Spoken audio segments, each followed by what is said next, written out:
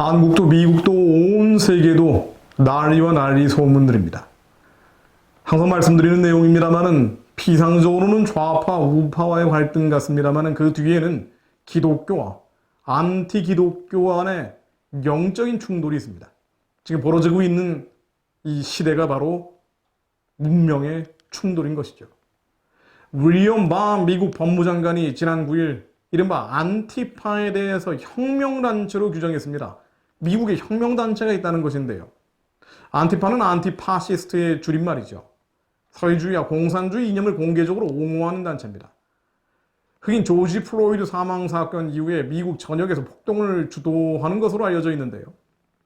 지금도 워싱턴 DC를 비롯해서 워싱턴주의 시애틀, 오레곤주의 포틀랜드, 일리노이주 시카고 등에서 극렬한 폭동을 배후에서 조종하고 있다라는 내용이 나오고 있습니다.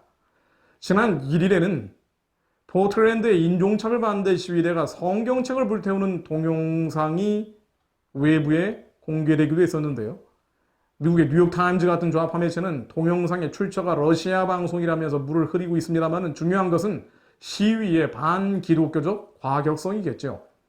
중국에서는 공산당 정권이 성경을 불태우고 있고 미국에서는 극좌 세력이 성경을 불태우는 시대가 된 것입니다. 이에 대해서 도널드 트럼프 대통령의 장남 도널드 트럼프 주니어는 트위터에 안티파의 활동이 성경책에 불을 지르는 단계에 진입했다고 비판하기도 했었죠. 공화당의 중진 테드 크루즈 상원의원 등 우파 정치인들도 동영상에 분노를 표시한 바 있습니다. 바 장관의 발언은 이런 흐름 속에서 나온 것인데요. 바 장관은 9일 폭스뉴스와의 인터뷰에서 안티파는 미국에서 사회주의 또는 공산주의를 추종하는 혁명단체라면서 본질적으로 볼셰비키라고 말했습니다. 이 러시아 공산주의 혁명을 했던 볼셰비키를 지칭하는 것이죠.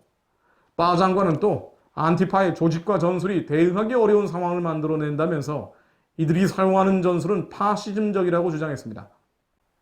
지난 8월 4일 미 상원 법사위원회에서는 안티파의 구조와 기원에 대한 청문회도 있었는데요. 이 자리에서 전문가들은 안티파의 근본 목표가 미국 정부의 폐지와 헌법의 폭력적인 전복이라고 증언한 바 있습니다.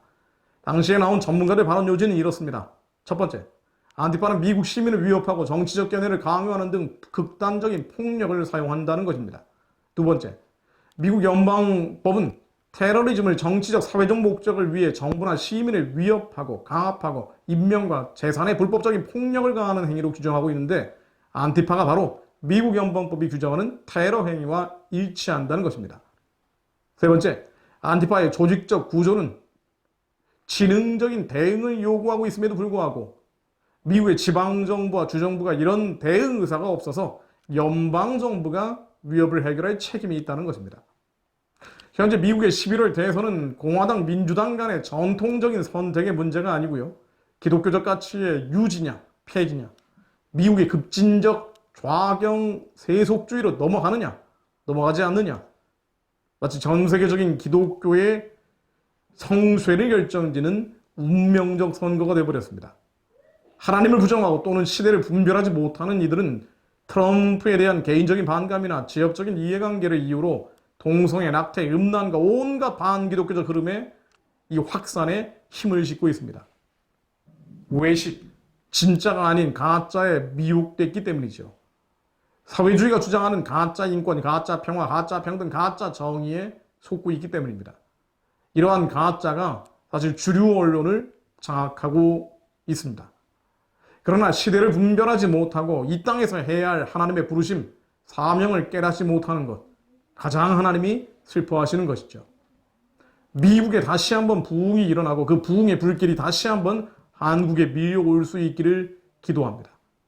사도행전 2장 17절로 하나님이 가라사대 말세에 내가 내 영으로 모든 육체에게 부어주리니 너희의 자녀들은 예언할 것이요 너희의 젊은이들은 환상을 보고 너희의 늙은이들은 꿈을 꾸리라. 말세는 불법이 성하는 시대입니다. 그만큼 하나님의 영이 폭발적으로 부어지는 시대이기도 합니다.